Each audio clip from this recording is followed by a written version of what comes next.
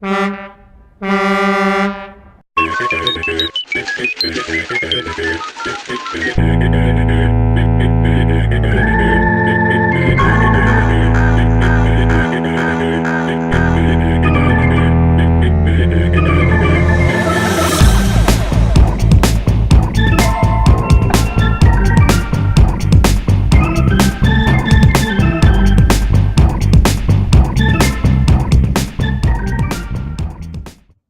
how you doing, Aaron?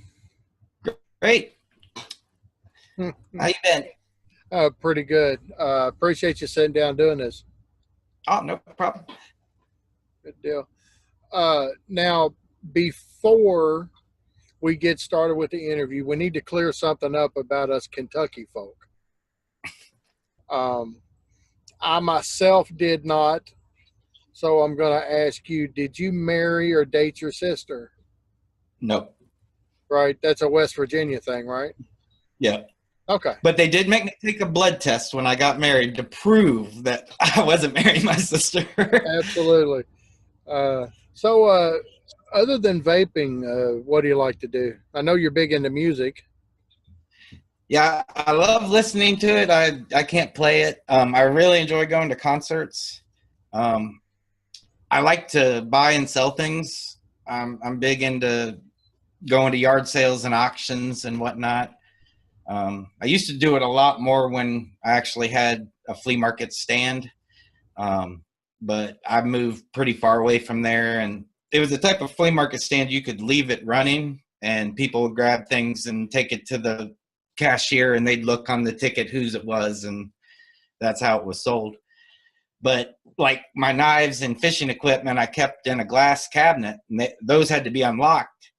And whenever customers would look, they'd set it back down, and they'd always set it down with the price upside down, so nobody would know how much I was asking. And me personally, if I have to go get somebody to open it and then it's more than I want to pay, I'm a little embarrassed to be like, oh, no, I don't want it now. So I always had to make sure that everything was visible, so people weren't put in that situation. Right. So you was in kind of like a peddler's mall? Exactly. Yeah. That's what it was called, the Shed Peddler's Mall. When I moved here and took everything out, it took 7 auctions to sell everything that I had. Wow. So you had a little bit of stuff. Yeah. Probably about 1,000 albums, 100 knives or so. And it took $500 to get started. Same with vaping. When I started mixing, I had to invest about $500 to really get everything that I wanted. But then after that, it paid for itself. I'm not buying cigarettes. I'm not buying e-liquid. How long did you smoke? 24 years. I talked to all these people, and they all smoked forever, dude. I only smoked for like 6 years.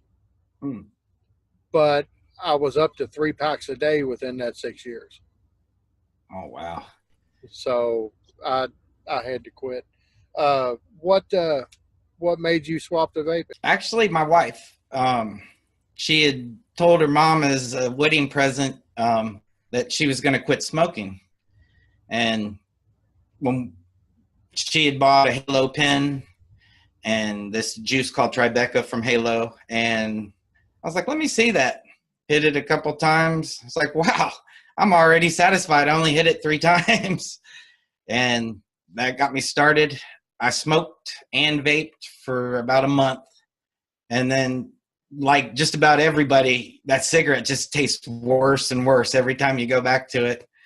And then I drove around with the cigarette in the car for a year, just in case. And eventually, I chucked it. It was like, even if I was to smoke it, it wouldn't last but 2 puffs. But one thing, being around smokers at work, it doesn't bother me. Like my dad who quit cold turkey, he cannot be around cigarettes. It bothers him. To me, I don't know. It doesn't seem to make me want one. It just reminds me of how disgusting they were. Right. They do stink now when I walk by them. So how long have you been vaping then? Close to 6 years, maybe a little over 6 years, actually. Because I was vaping before I started my job, and I'll be there 5 years in June. So yeah, at least 6 years. And what got you into mix? Mech mods. I went through a 30 mil in 3 days, and I paid like $27 for it, and it was like, I cannot afford this. This is more expensive than cigarettes. And I got on YouTube and seen Fresh and seen Wayne, and it's like, I think I can do this. And my mother was a big supporter in helping me. She also vaped for a while, which she didn't vape nicotine. She's never really smoked cigarettes, but she liked the taste and whatnot, but she's gotten away from it some. You said that you started off with about $500. That was your devices and your flavors and everything? Yeah. Yeah. Got devices, my nicotine, my flavors. At that point, I was buying syringes because I was buying 120 mil bottles that didn't have, just had a screw-on lid, so I had to use syringes. And I didn't get scales till after about a year, and I wish I had done that from the very beginning. Yeah. Once I figured out how easy scales were, I'm like you. I wished I'd have done that. And all that cleanup time. Right. God, how many syringes did you buy before you figured out to put tape over the the mark so that they didn't rub off so quick? I'd say about 15. Yeah. Now they've got tape because I still use one for the nicotine. I use a 50-50 blend, and I don't know how that's going to weigh out, so I just use the syringe. Right. I ask everybody this, and I've asked you before, but how many concentrates do you have? I'm at like 208 now, I think. So 208, and I've talked to people. I mean, I've got 600 on the truck with me. Wow. That's ridiculous. But I kind of get this impression that maybe when I'm asking these people that, and people watch the interviews, that they think that you need all of these concentrates. You really don't, though. I mean, bottom line, all you need is enough to make you what you like to keep you from going back to cigarettes. I mean, Right. if that's 2 flavors or 3 flavors, then that's all you really need, right? Yeah. But it's quite the rabbit hole. So I will ask you, how do you refrain yourself from like just going crazy and next week you're ordering 400 new flavors? Well, it's sort of backwards from what you're supposed to do, but if I can make a lemon meringue pie, I probably won't buy the lemon meringue pie concentrate. And there's a whole lot, where if you don't have the flavors, yeah, it's better to buy that concentrate because you're only buying 1 instead of 4. But if I have the 4 to make it, it's like, yeah, I'm not gonna buy that one. And then there's some flavors I just can't get unless I go through chefs, and I don't know. I like to buy in larger quantities because usually, yeah, this is what I'm going to use. I notice a lot of people buy 10 mils. I have very few 10 mils. I've always at least bought 30. That's been a mistake a few times, but usually it pays off. Has there ever been like a profile that you wanted to make that you haven't been able to at least get in the ballpark with the flavors that you have? Rice pudding. I bought the sweet rice, and all I get is popcorn butter off of sweet rice. And in Wayne's flavor book, when he goes over flavors, he'll post a recipe, a sample recipe. So I followed that recipe. It was simple. I had all the ingredients, let it steep the proper amount of time, and popcorn. I guess I'm weird because everybody's like, no, I don't get that from it, but yeah, I do for sure. Yeah, I get something. I get a sweet starch out of that sweet rice, which I guess is what it's supposed to be, but I don't necessarily get rice per se. And they say once it steeps for, and I forget how long that they say, but that it falls apart. Mm. Yeah, I've tried to make a rice pudding and tried to make a rice pudding, and I can't get anything that even comes remotely. Now, the only exception would be horchata, Mm. I have uh, that. because that's kind of like a rice milk, and it's Right. already got the cinnamon in it and that. So maybe something like that. TFA, I think it's smooth horchata. I really like that one. Forget which one I have. I had to buy it to mix up somebody else's recipe. Um, yeah, I might have to try that. I know there's that new starch flavor, but I don't know if that would work or not. That might be too much like bread. The Flavora starch base. Yeah. I get more of a same thing, just like Fresh has said. I get a like the oyster cracker off of it. I Mm. mean, that's Yeah, that what really that's wouldn't. like to me. I don't think that it would pass for rice. Maybe in a combination with it. Maybe I don't know. I just get a Yeah. lot of oyster cracker off. Or tapioca would be really cool. That's close, but maybe somebody will come out with a tapioca pudding base or whatever. Well, that's one of the questions I was going to ask you: is what's a flavor that you wish somebody would just make? What do you think we're missing that would be really helpful? If there is some way to make salt, which I know people use saline and stuff, but I've heard a lot of differing opinions on that. Like I remember Wayne saying like salt does not come through in vapor form. And I don't know, I've never tried the saline, but it does seem like that probably wouldn't happen. And like a Reese's cup, you can make a chocolate and peanut butter candy, but it doesn't taste like a Reese's. That Reese's has got some sort of salt in the peanut butter. And yeah, I've never been able to get that. Right, and saline for me, it kind of like brightens your fruits. It brightens up like peanut butter. It makes it pop a little. But as far as salt, I've never gotten salt off of say using saline. Um, and it kind of makes sense, I guess, if you think about it. If I remember right, you was in the Navy. Yep. Okay, so us Navy folk, if you were ever stranded at sea and you needed fresh water, right? You had the ocean. How do you make that water good? Good to drink. You'd have to boil it and then catch the vapors, I guess. Right, right, exactly. Okay, and out of the vapor comes it recondenses into water that doesn't have there's no salt in it. All Right. the salt is left in whatever that you boiled it in. My viewpoint is it's the same way with vapor. I mean, it just makes it that much harder. So it would have to be a chemical that just tasted salty when it was vaporized. Yeah. I think that's the And only salt way. nicks don't work either. Yeah, yeah. So yeah, I don't think we'll ever get on uh, the salt thing.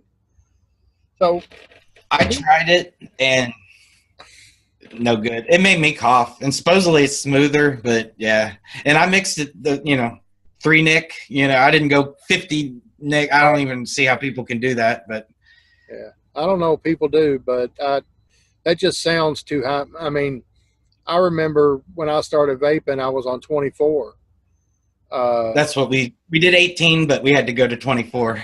Yeah, yeah, and then try going to a 24 now. Yeah, my wife's down to 12. I'm at 1.5 sometimes. And yeah, I hit hers once just to see. Oh, I coughed my head off. It's like, how can you even taste the juice? Okay, do you have a favorite concentrate? I love butter rum. It's not a whole lot of people, I guess, don't have it, Loran's, but I really like butter rum. It comes in handy. And vanilla swirl. It's just so useful. somebody else has a butter rum too. Doesn't Flavor West have one? I'm not sure. Um, I thought there was somebody else, and I don't remember if I got the Loran's or the other one. I haven't used it yet though, and that's the problem with having 600 flavors in the truck. yeah, I've just got stuff that just sits here that I never get to. So it's kind of a I waste. like it because it does what liquid amber does in a bakery, but it doesn't taste. It tastes good. You know what I mean? It cooks the fruit, but then it also adds a little bit of sweet spiciness to it, and not much alcohol actually. Right. You like strawberries? Actually, no. No. I've mixed a lot of strawberry recipes, but yeah, I prefer cherries over strawberries. Well, this interview's over if you don't like strawberries. Okay, so cherries. Cherries are something that's pretty hard to work with for a lot of people because they turn medicinal real easy. So I what? find adding lemon that tends to help with that. Really? I've never heard Hmm that. So I use FA cherry and then maybe 0.25% in a Wera lemon, which I'll have to find a new lemon now, I guess. But yeah, I've never gotten medicinal. I made like cherry fried pies and cherry milkshakes and stuff. very cool. And I found black currant goes really well with cherries as well, but they're a little floral. Now you do a show every week on in the DIY Down Under Facebook group. Yeah. What time is that show on, and what day is it on? It's on Wednesdays, 8 o'clock Eastern Standard Time. We made it that time. That way we don't overlap any other mixer shows. Right. It's a little late, but that way, yeah, I'm not stepping on Jan's toes or, I knew nobody would be on at that time because we used to do it at 6 or 7. And yeah, that we were overlapping Jan's shows. And it's like, heck, I'd rather, do it an hour later than we can watch her show. And then people watching her show can watch ours. And Right. And what's the your show is interactive mixing. Do you want to explain how that works for those yeah, who I mean, don't know? I was wanting to design it where, people in chat could, help, we could collaborate on a recipe as the show went on. But at that time, it's 10 in the morning in Australia. And most people in our group are Australian. And so it seemed like putting up a poll and getting people to interact that way was a lot easier because people were watching the show, but they were watching it on the replay and you can't really be interactive, on the replay. So yeah, the poll idea seems to be working pretty good. I noticed, some people put joke polls on there, like this week somebody put FA corn, which, that's not a profile, that's an ingredient. But from what I heard about that corn, yeah, it's definitely a joke. I was told 2 drops can just destroy a recipe. Absolutely, but I did vote for that one just because I wanted to see you try to work with FA corn. It's I like the flavor of it, but it's very potent. Very potent. I heard it was like a cream corn, so it has a little bit of sweetness, I guess. It does. It does have some sweetness. To me, it tastes like a sweet corn that you just cut off the cob. I mean, it tastes like a fresh corn, but it is sweet. It is sweet. And Steven Stewart is usually on the show with you. Yeah, it's open for anybody to come on. Steve-O happens to work from home, and he can literally work and be on the show at the same time. I guess he has a few computers, in front of him, and he handles everything online. So, yeah, he takes his lunch around that time too, which makes it nice. It seems like he's been having fun with it lately. It's gotten to the point where now he can mix recipes too. where when we first started, you know, he was building his rabbit hole. He's going to surpass me within a month, I'm sure. But yeah, he seems to really be enjoying it now. We've been advertising on Discord right before we start, and that seems to have brought in more people. But yeah, it's great to have somebody that, you know, was in the Army at Fort Campbell. He knows Kentucky, but yet now he's over in Australia, and he's sort of my man in between. You know, he can explain things, and then, you know, he knows what I'm talking about as well. Who would you say influenced you most as a mixer? I'd have to say Wayne Walker. If we could put you in a room, and I can't do it, but if I could put you in a room with, say, 3 or 4 people, whether they're mixers, just people that you look up to, that you would want to be able to sit down and talk to, dead or alive, who would those people be? Martin Luther King Jr. I've always respected him. Mixing, I'd love to sit and talk with Fresh. And Stephen Colbert, just because he has the largest balls on the planet. Did you see the White House where when George W. was in, and he was at the White House dinner and he did his little stand-up? I don't think I did. Oh, you've got to watch it. I mean, he was to the president, you know, I mean, I don't think they knew who they were booking, because, you know, he comes off as like a Republican, but it's all satire. Right. I think they really thought like he was a Republican supporter, because, yeah, once he got going, like, everybody just shut up, and they were just like, oh my God, how do we get rid of him? Do you have a favorite flavor company, like a favorite manufacturer? Like if you could buy this brand cherry or this person's brand cherry, do you have a preference, or is it just kind of what you end up with? I'm really loving Flavora stuff, but like my fruits, usually I buy all Flavor Art fruits. Mm-hmm. Although their passion fruit is no good. Capella's way better. For some reason, the passion fruit tastes like soap. Yeah, I'm really digging these Flavora tobaccos. Yeah, no steep time. That's right? Great. Now, I've heard like people talk about how they fade and then they come back, and they fade and then they come back. Mine never lasts long enough to do that. Nice. They just don't. Do you mix other people's recipes? I have a few times, and of course when I first started I did, but anymore not really, but we're adding that to our show. We're gonna try to mix just random people's recipes that we have flavors for that are ELR.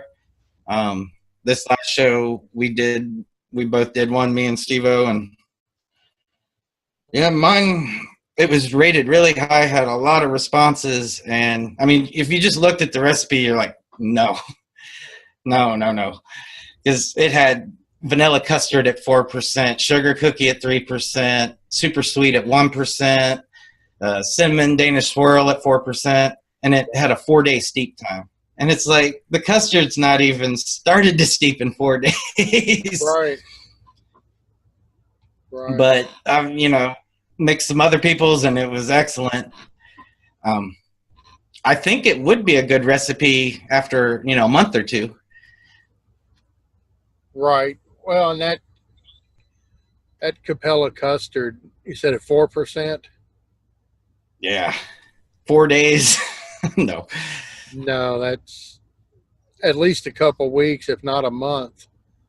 Yeah. I think Wayne had that recipe. I think he used it at, it was either 6 or 8%. And I think he recommended 30 days on it. 8%. That was the whole point, though, it was custard in your face. Yeah. It was good. He used Flavora popcorn in it and something else that you wouldn't expect, but it was really good. What's a favorite recipe of yours? Like one of yours that you. The one I always make would be my wife's flavor, and I vape it in the morning. I actually put 3 Nick in it, and I'll hit it like 2 times when I wake up, and then set it down, and then grab my zero point 0.5 Nick. But yeah, it's just a simple recipe that I adapted off of a recipe years ago. It's just RY4, toasted almond, Jamaican rum, and AP and cap caramel. And we did an experiment with that. I got some of the Holy Grail RY4 from TAM. Right. And it's like, okay, let's swap this for the TPA RY4. Completely different monster altogether. And actually the original tasted better. I'm actually vaping that right now, the second version. Because she's been vaping the same thing for 6 years now. It's like I'm trying to find, something else for her to enjoy, but haven't found it yet. Right. I can't vape. I very rarely can vape something for all day, let alone for 6 years. Yeah. I'm constantly changing. Is that recipe public? Yeah. It's called CAT, C.A.T. because it's caramel almond tobacco. Gotcha. And you're on all the flavors and ELR, or just on ELR?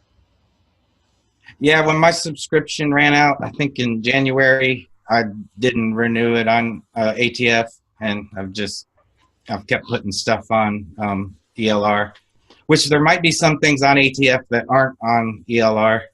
I actually have 2 different accounts on ATF too. I'm Morningstar or Dank One on there. You go by the Vaping Lizard now, though, right? Yeah, that was a gift that Steve-O gave me. He's like, Aaron, you should go for that. That's your name. I was like, yeah, my first Navy tattoo was a lizard.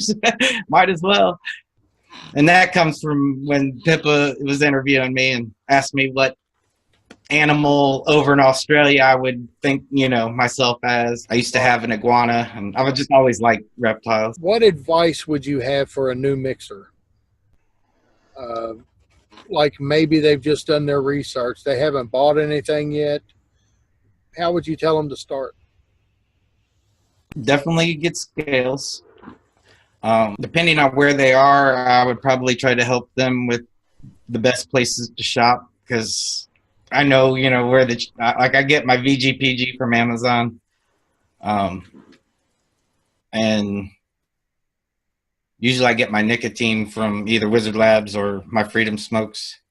I think what I got in there now, I think is from Nick River. But I would try to find out what they're looking for, especially being new, like what profile. Like me, I wanted tobacco, and I know that's what the FDA, wants us all to vape. But when you first start vaping, some banana pudding and coffee, you're not getting the same taste as that cigarette. So that's why we created the caramel almond tobacco. I think that's good advice. I don't want anybody to do what I did and just buy like 100 flavors right off the bat, because that just led to me being frustrated. I've got 100 flavors. I've got all this stuff sitting here, and I still go to the store and buy vape juice because I can't make nothing that I don't like. Everything I made I didn't like. I mean, a lot of people say go and, on ELR and look, for a recipe that's highly rated and stuff. And that worked for me, but not every recipe that's highly rated you might like, That's why I would ask them, what profiles they're looking for. And then I could sort of steer them in the right direction. Do you want authentic strawberry or a candy strawberry, and try to send them the right way. Because, with people, just able to throw recipes on there, you can find some that aren't so good, or they haven't been tested fully. Like my peanut butter custard, I love it, but I've got to go back and put a note in that, after you vape it for 5 days, your coil, you don't see it no more. It's covered in gunk. Right. And, somebody that's buying smock coils, that would infuriate them, after 5 days, have to put in a new coil. The RDAs and stuff, I can put that in there, only use on rebuildables.